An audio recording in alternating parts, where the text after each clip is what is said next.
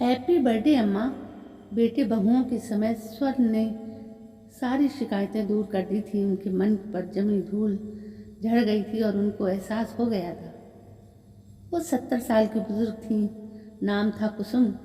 पति के स्वर्गवास के बाद कठिनाइयों का सामना करते हुए बेटों की परवरिश की, उन्हें पढ़ाया लिखाया और इस काबिल बनाया कि वे समाज में इज्जत से रहें।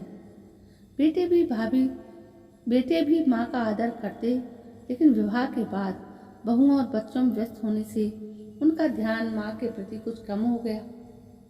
वो महसूस करती रही कि अब बच्चों का जुड़ाव कुछ कम हो गया है, लेकिन वो चुप रहती। कोरोना का भी कहर जारी था। ऐसे में कुसुम को सर्दी जुकाम की शिकायत हो गई तो बेटा उन्हें डॉक्टर के पास ले गया और डॉक्टर ने कोरोना की आशंका जताई। उनका सैंपल लिया गया। उन्हें रिपोर्ट आने तक घर में क्वारंटीन कर दिया गया। घर के सभी सदस्यों ने उनसे दूरी बना ली। उन्हें एहतियात के तौर पर दूर से ही खाना और पानी दिया जाता था। ये बात उन्हें बहुत ही दुखी करती थी, लेकिन वो कुछ बोल नहीं पाती थी। उन्होंने सबसे बात करना भी कम कर दिया था। उन्हें लगता कि सभी उन्हें तिरस्कृत कर रहे हैं। कुछ दिनों बाद उनकी रिपोर्ट आई जो नेगेटिव थी। दवाइयाँ लेने के कारण सर्दी जुकाम भी ठीक हो गया था, लेकिन उनके मन में ये बात घर कर गई थी कि अब उनकी कद्र नहीं रही। वे अधिकांश चुप रहने लगी थी। बेटे और बहुओं ने उनके व्यवहार से समझ लिया था कि उनके मन को ठेस है, लेकिन वे क्या कर सकते थे। आज उनका जन्मदिन है, लेकिन किसी ने उन्हें बधाई भी नहीं दी। वे दोपहर में कमरे में लेटी हुई थी। अचानक उनके पोते राघव ने उन्हें उठाया। दादी चलिए थोड़ी देर बाहर घूम कर आते हैं। मेरा मन नहीं है बेटा। दादी के इनकार करने पर भी वो माना नहीं। आखिर मन ना होते हुए भी उसे राघव के साथ जाना पड़ा। उस समय बाद जब वे लौटे तो घर का हुलिया ही बदला हुआ था। सारा घर रंग बिरंगे दीप मालाओं से सजा हुआ था।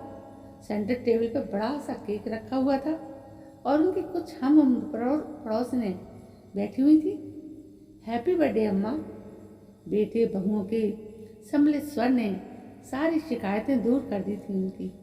उनके मन पर जमी धूल झड़ गई थी और उनको ये एहसास हो गया था कि बच्चे अभी उनकी परवाह करते हैं। और बच्चों ने भी उन्हें समझाया कि कोरोना बीमारी ऐसी है कि हमें इससे अत्यधिक सावधान रहना चाहिए। केक काटते हुए उनकी आंखों में खुशी के आंसू थे। आज उसे अपनी अहमियत का एहसास हो गया था। बेटे बहुएं उनके करीब थे, किंतु वो स्वयं ही उनसे दूर होती जा रही थी। माँ, हम सबका वजूद आपसे ही है, कहते हुए सभी माँ के गले लग गए।